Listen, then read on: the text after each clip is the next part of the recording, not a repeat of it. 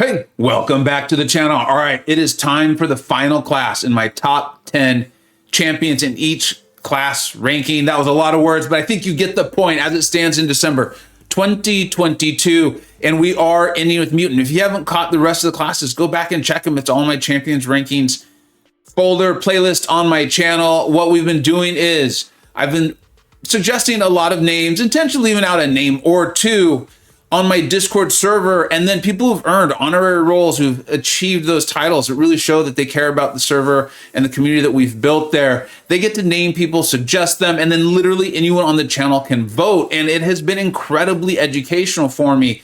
Very rarely, and in some spots I disagree with them. So what we're going to do is I will do the countdown based on my server's rankings, but then also I will list my top 10 because I know so many of you are like, well, Vega, we also want to know what you think.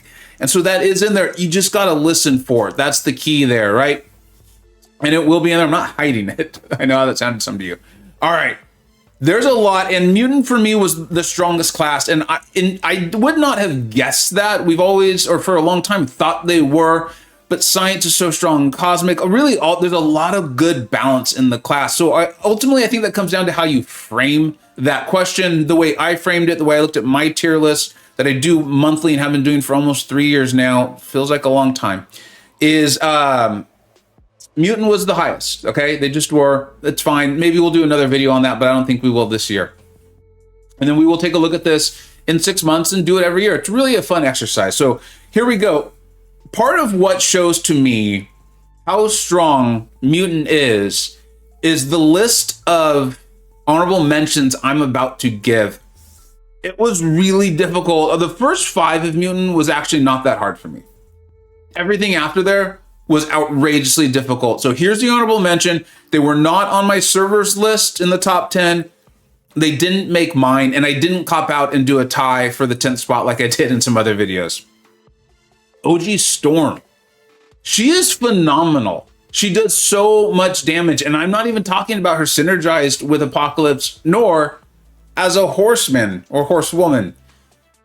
You do that and she is incredible. And the fact that I don't have her on the top 10 is really hurting me, but I need to actually make this video and not sit here and stare at my top 10 list anymore.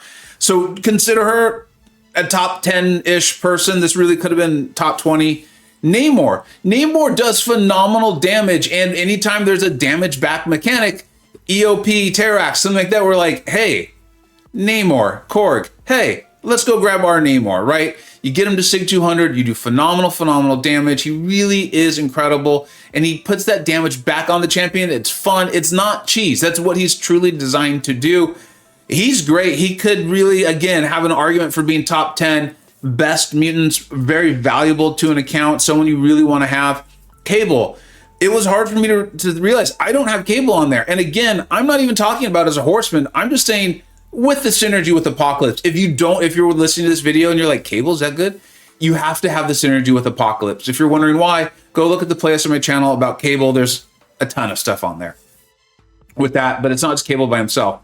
Wolverine Weapon X. I thought about not including him, but I have him now. Other people have him. He's not just for people who went out and got the Mythic title, which is phenomenal. I do wish the one that I got from this latest holiday event, can't think of what it was, Black Friday, Cyber Weekend. I wish he looked different. So that way people who earned him through Mythic runs, it was a good show. I actually wish that. And I'm a person who got it from not a Mythic run. So you can tell I genuinely mean it. But the fact is he is good, does tremendous damage. You can play, not reckless with him, but you can take a hit. He's going to heal it back.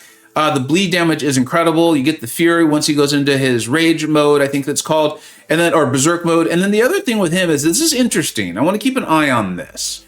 Mantis, I don't think Mantis is like this lockdown. She's not the next Korg or Penny or thing, but she is going to cause like your parries to fail and do these things. But if you're a mutant who's healing, felt like kind of an odd thing. But Wolverine Weapon X is probably the best, maybe Toad, something like that, to go ahead and handle that. So maybe he's going to start having a role offensively. Maybe we're start seeing him more in the game. There's going to be a reason to get him besides just having a really cool trophy champion that's rare, unique, and he's obviously very valuable in Battlegrounds.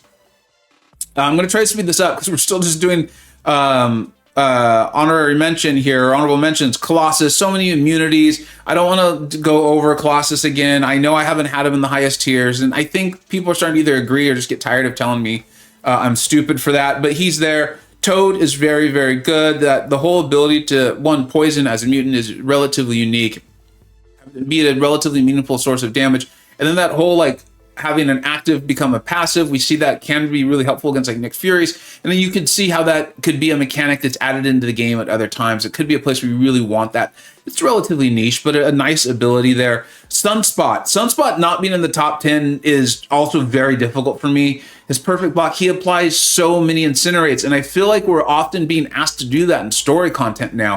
I think it was like late Act 7 where I found myself being like, I'm just going to use Sunspot because he applies so many debuffs. They happen to be incinerates, and there's nodes that ask you to do incinerates, but there's often like, just, we want you to apply a bunch of debuffs, dude. Can you do that for us?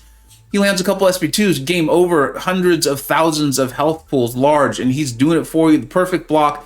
He's a relatively simple champion, but an excellent champion. We're also seeing him have some real nice use in Battlegrounds, which I think is bringing that back out, or like kind of like a bit of a renaissance for Sunspot. We'll see. Maybe it's a bit of a golden age there as we continue to make history jokes. Jubilee, she's not amazing, but she does have value, and I think she can really handle if you're struggling with skill champions who purify. Look at her signature ability. You get that to high enough level, and you're going to be shocked at how much damage you're doing just based on that. She has some nice damage capability, so I think she's worth putting in there. And then Storm Pyramid X. I didn't want to put her in the top 10, but I do think she's worth mentioning. Again, there's so many purifying skills and things like that. She does a great job with that. You get the crit. You could make her a horsewoman, and obviously add up some nice damage capabilities there too. So she's phenomenal. That's how good Mutant is that was the honorable mention list. Let's jump into the top 10. Okay, my servers list top 10 is Stryfe. Stryfe he's awesome. He's not going to actually make my top 10, but if you've followed you've got to follow my channels for quite a long time now. I really like him, and I even did a video on him in like just general questing. I thought he was very good for it. You have to know how to play him though. He's not a champion whose utility you're just gonna be able to access by 5-hit combos and those sorts of things. There's a really nice way to play him. You know, that SP1, you make sure that the defenders have bar power. You throw your SP1, you go invisible, they're gonna hit into you. You land a heavy. You can ramp him up pretty well that way. And then there's other things like him being able to handle like unblockable attacks. And then also I think it's his medium attacks can't be evaded. I don't think he has phenomenal flow as far as accessing his utility. For me, that means like if you're just kind of playing him, does the utility or the loop of his damage rotations, do they just kind of naturally happen? I think you have to be paying a lot of attention. You have to be very aware, which I know sounds a little odd, but if you've played this game enough, you know what I'm talking about. So I don't think he's like an outrageously high skill champion, but I do think he's someone you can't just mindlessly play. He falls somewhere kind of in the middle. You ramp him up. We can see what he's done in Abyss of Legends, and you know, you can actually use him. We've seen Suida and players like that shows in Alliance War, that sort of thing. He's got some real nice mechanics. I do like him. You can horseman him, run recoil there a little bit. Very, very good champion. I think he's well worthy. I think he's someone, if you pull him early and you're willing to put the time into him, he could probably prevent you from needing to rank up a lot of other champions that we're going to see higher up on this list, because he can kind of do like 8 out of 10 of what they do. And he's got that, a lot of it mixed in. So I do really like Stryfe. I think he's well worthy of being in the top 10. Let's take in my top 10 is Domino. She's actually going to show up later in my servers rankings. And so when I have her on the screen, I'll talk more about her. But I do really like her, not just for Battlegrounds. Yes, we've included some synergies there. I'm going to go ahead and put that in for part of what my server really likes about her. Let's go ahead and move on to 8. 8 doesn't come after 10. Why are we doing 8? I'll show you when we get there. Okay, there was actually a tie for the number 8 and 9 spot on my servers list. I didn't want to force another champion in because there actually was a bit of a tier. The 7th champion is going to kind of form this tier of 7, 8, and 9. Their votes were very close, but Magneto White and Domino each got 60 points exactly. Magneto here, I like to call him Wags. I like to call him Posh. He's phenomenal. I think you're adding in a little bit of what he does for the team with that passive, the guidance pre-fight. But the thing is, he can use it himself. And then when you win those fights, you get it back. He's phenomenal. If it wasn't for his red older brother or big brother, let's call it, who's just outrageous, I think we would be talking about him so much more. In fact, it's years now since his buff. And I think we're still talking about how he's kind of underrated. Now, I do think that can end up going too far sometimes. And every once in a while, we want to use him in a matchup or things like that. Like this happened to me in War, where I'm like, I think I'm punching up a little more than I'm comfortable with. But he's so good at what he brings to the team with the guidance that he's worth taking along. And I see why it's tempting to take fights with him. He can handle it. He's got the armor break. He can do some really nice damage off that SP2. He's good. He's excellent. I think without the team aspect, he doesn't make this top 10, but rarely are you doing something in this game where it's just one champion. It's a lot of questing, right? War, that sort of thing, Alliance Quest. He's phenomenal. He's great. You want to bring him along. My number 9 champion is actually Havok. I was a little surprised Havok did not make the list on my server's ranking. He was close. He did not make it. He's a phenomenal champion. Yes, he can be very good on defense in battlegrounds, especially if you spec into the Inequity Mastery, right? We talked about that with Nerd. He's got the medium and another non-contact attack. If you can land the heavy in his SP1, you can actually get up some really nice damage over time while you're building up to that big SP3. And then that SP3 often just kills whatever you're hitting. He also has, I think it's about 2,200 at rank 4 energy resistance. That's not like Guardian level, but it is very good. Helps him be a more troublesome defender and can help you live through some fights so you're taking on offense. I really like him. He's even got like the steady power gain. He's a really nicely well-made champion that, despite having been around for a while, still fits very well. In fact, feels like some of the new design spaces that Kabam is exploring, he actually is a really nice answer to Korgs. He can help you take Korgs and things like that. So he's a really good champion who I think is truly underrated still in this community. Okay, coming in at number 8 on my server's list was actually Domino. This also surprised me, but I love it. I love the call. I only had enough, whatever you want to call it, to put her at 10, but trust me, I wanted to put her higher. There is a lot of luck involved with her, but it often goes your way. She's obviously a very problematic defender in battlegrounds and alliance war and things like that, right? So that's probably part of what's being taken into account in my server's rankings. If you want to just play her straight up, she can produce amazing damage. Some of her times are just her crits do good damage, but it's that crit bleed that you're really shooting for, right? You can play her, make sure you go lucky. It's nice if the opponent's unlucky, but you want to get lucky. But here's the thing, and this is what I'm going to consider when considering her with rankings, is this synergy, and I don't know how many folks know about this anymore because it was a while ago and it was called the Flaming Trinity. The synergy with Red Hulk, who's obviously a very good champion there, right? And then this one with MCoC. And MCoC is an excellent champion. Made the honorable mention for the skill champions, right? But the heavy is now applying this Incinerate, and then debuffs last 1 second longer with MCoC, which is including obviously the parry stun and that Incinerate, which allows Domino to rank up or wrap up some really outrageous damage there off the parry heavy. So she's phenomenal. I do think it makes sense to have her here. It is a bit of a fun rank up. You got to enjoy playing her. You get lucky, get these huge, massive crit bleeds going. I really like it. I think there's battlegrounds potential there. And of course, Alliance War defense, which a lot of people in my server do take seriously. So I can see why she ended up right there. And then number 8 in my rankings is actually White Magneto. We talked about him when he came up in the server's rankings. He's phenomenal. He's very, very good and worthy of this. We're getting closer to that top 5, and there is a tier break, and we'll talk about it when we get there. Number 7 in my server's rankings is Professor X. I'm going to have him actually a little bit higher, but I'm going to talk about him here again. I like to talk about it when they are on the screen if I can. Obviously, we know his damage numbers can be outrageous, and if you put him with power backs, it's even more. It's almost feels like cheese. But and I remember, I think it was Seaton. I have a distinct memory of this covering this, and he'd been like, "I think this is intended." They left it in the game. It's clearly, if it wasn't intended, they're aware of it. It can't be changed now, and it is just.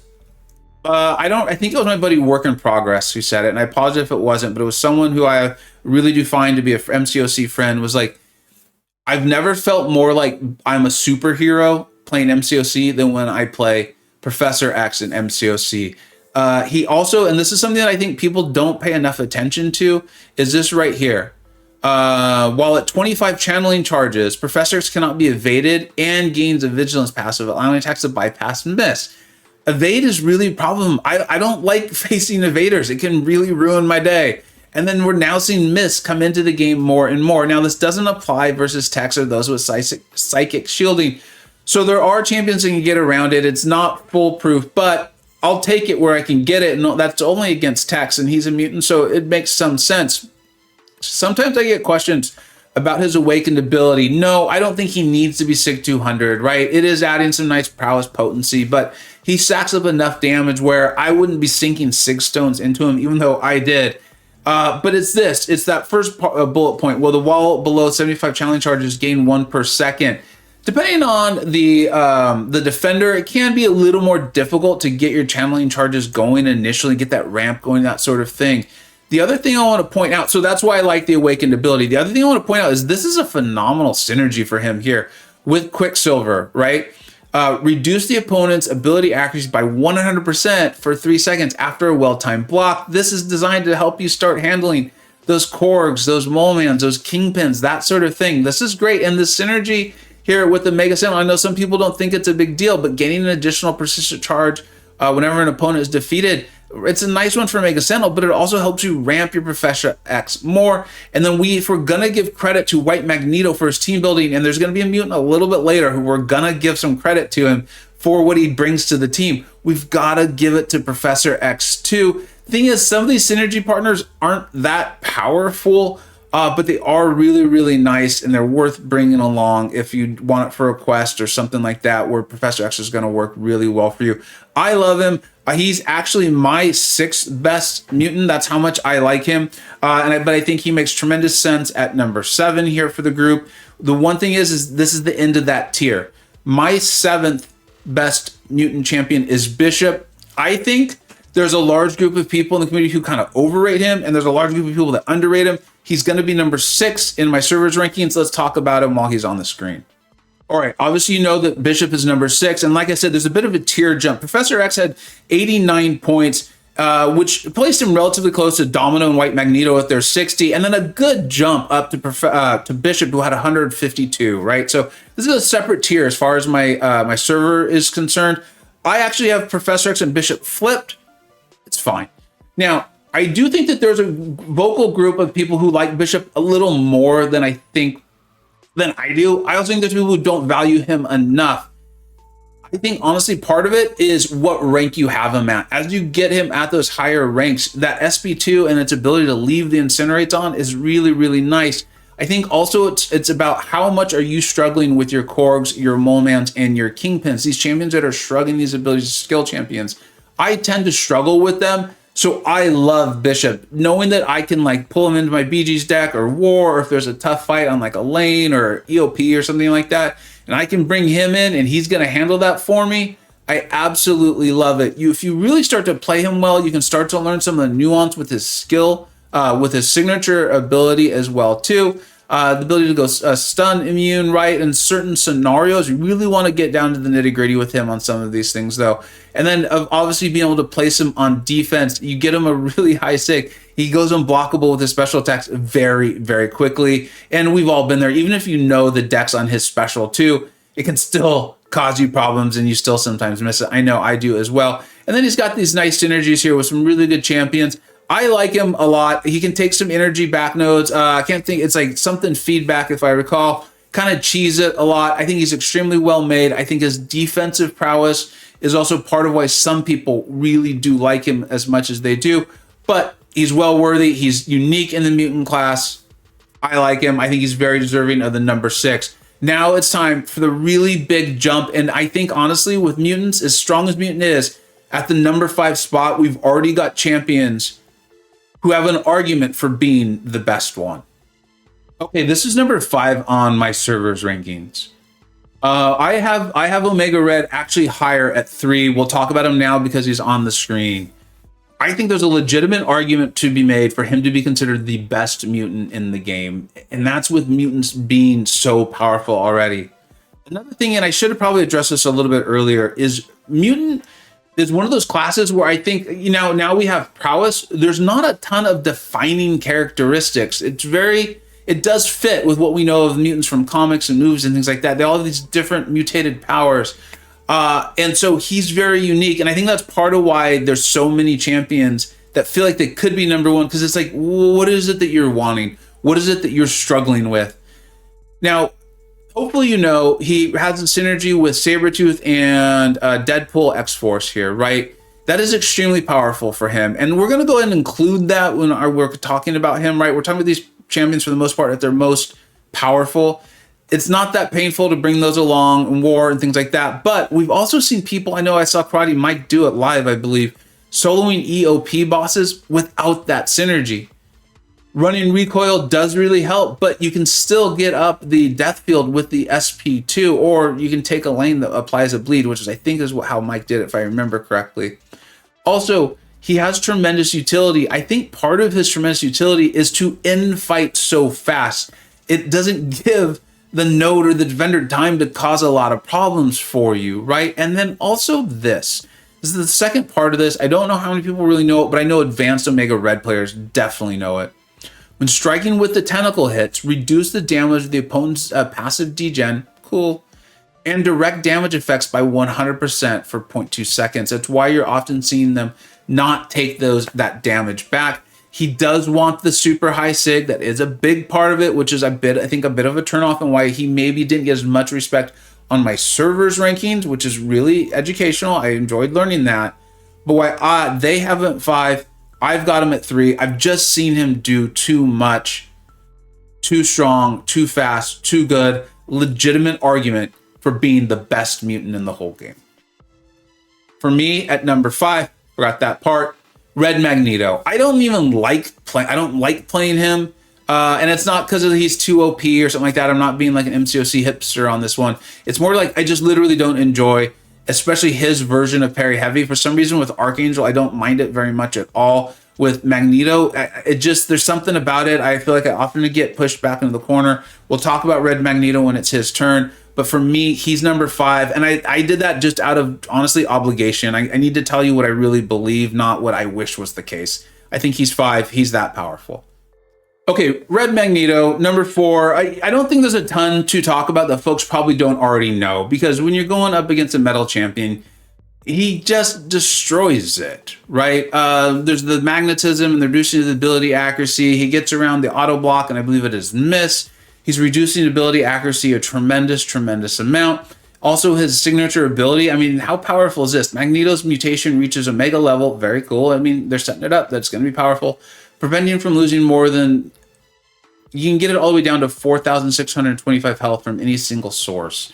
I mean, he's great. He's phenomenal. That even allows you to kind of like start ramping up your heavy. And if you make a mistake, you take a hit and it doesn't hurt you that much. He goes unstoppable. They really threw the kitchen sink at this guy. And, you know, he also gains critical resistance and block penetration with magnetism that's increased by 100%.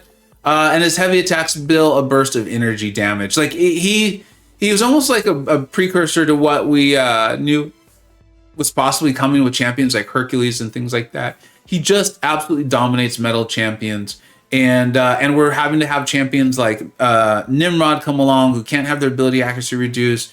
Omega Sentinel, they handle him really well, but that's only 2 champions. Hood can handle him pretty well, but that's not what this video is about. He's phenomenal. He's great. I just don't enjoy playing him. But if you get him, he's going to really help you through that Act 6, parts of Act 7. You see metal, you bring your Magneto, you're going to have a pretty good time because he's just going to absolutely destroy it for you. And then my number 4 champion, as I'm ranking them, is Archangel. We'll talk about him when we get to my servers ranking right now. Number 3 was Archangel. And this was another tier jump as far as my servers votes were concerned. And it was a noticeable one. It went from Red Magneto at 194 all the way up to Archangel at 268, putting him pretty close to the number 2 champion. I'm running out of adjectives and superlatives to describe this class. This is what I'm talking about. Is I think all of these champions, I don't think Red Magneto has as good of an argument for being the number 1, but I get why people say it, and I can't tell them they're wrong, right? It's opinion anyway, but I understand it. But I would not put Red Magneto there, but he clearly deserves to be in it. Archangel, There's a lot of arguments on his signature ability and if it's worth putting SIGs in. I think if you're playing in battlegrounds, these kind of war, these really high pressure situations where you need to turn off that ability accuracy at 3 neuros, you have to do it. I think he's well worth. I took him to SIG. I don't remember if it was 121 or 151. I did a video on it quite a while ago, but took him to that magic number, and you just start turning things off. He seems to be timeless. We've talked about this at length again, in that there was a time when he started to lose value in this game because bleed and poison immunities were becoming more and more popular. However, the game continued to grow, and as it's continued to grow, there are more and more champions that aren't bleed or poison immune. They're, incinerate immune and shock immune and all these various immunities, and what that's done has actually increased percentage-wise the amount of champions that Archangel can destroy for you. He's absolutely well made. You get your bleeds up, and he can even start helping you handle some of these steel champions who shrug things or nodes that shrug things, because once he gets up some bleeds, he starts to decrease the chance of purification, and that's before he even gets his neuros going and is reducing ability accuracy. He's phenomenal. He's great. Not much more that can be said about him. I think really does have an argument to be the #1 champion in the game. My number 3 is Omega Red. Let's go and get to my server's number 2 champion. So my server's number 2 champion is Kitty Pryde. She came in with 284 points, actually relatively close to Archangel. I love Kitty Pryde, and I'm gonna go ahead and spoil this now. I'm not gonna belabor this because I do see how long this video is taking. She's my #1 champion. I especially think if you pair her with Tigra, and you can pair her with Ghost, it's often just difficult to die unless you're taking her somewhere she has no business being, which is what a lot of us do, because you feel like, I think Glax used the term Kitty God mode, where you can't just kind of get in this place where you're just cycling back and forth. Like 1, 2, I back up, I trigger my phase, 1, 2, I'm unblockable, I'm phasing, I can't take damage. You can't take damage when you're phased. And then the thing with her, and why I think she's borderline broken, is, the counter to her phase is a champion who counters miss. But while phase, she takes no damage from any source when you have her awakened. Plus, while phase, gain this outrageous amount of defensive combat power rate. So that's why you see these cheese videos of her going to SP3 time and time again, because what should be her counter is someone who can't, or who counters phase and can hit her while she's missing, actually is unable to do damage and gives her so much defensive power that she's able to get back to her SP3. Even if you remove those synergies, she's still phenomenally powerful, and you can often still do some of these cheesy things. But the thing is, I think that's what she was designed to do. That's why we have the Kitty that we have. I love that she can place an incinerate or incinerate debuff or a passive. She can choose. If the node requires the active debuff, you can do that. And if there's a champion like these skill champions who are purifying it, you just place the passive. But in many cases, we're seeing people not even care about that. Just get her prowess up, throw the special 2, and it does enough damage. You don't need to get her temperature or whatever it's called from having the incinerates on go up. Plus, she, now that I really think about it, was one of the first champions of this power level, anywhere near this power level, that gets stronger by their immunities. If you try to incinerate her, she also gets stronger. And I love that about champions. And that's her. She's amazing. And she is my #1 champion. I understand why people disagree, but I have no real hesitation or doubts on it. If you enjoy playing her, which I do, and if you're willing to really invest in it and get some of that nuance, but the thing is, you can play her at a relatively average level like I often do, and you can clear a tremendous amount of content. You pair her up with, it's Emma Frost, and she becomes immune to reverse controls. I've used her for some of the big bad boss fights that give out reverse controls out of nowhere, and it's allowed me to solo it. And the thing is, Emma Frost is really good. You can run her with recoil, and because she doesn't take damage when she's phasing, she's gonna heal. But you don't need to run her with recoil. She does great damage without it. And her synergy, one of her best synergy partners, Ghost, is phenomenal with Recoil.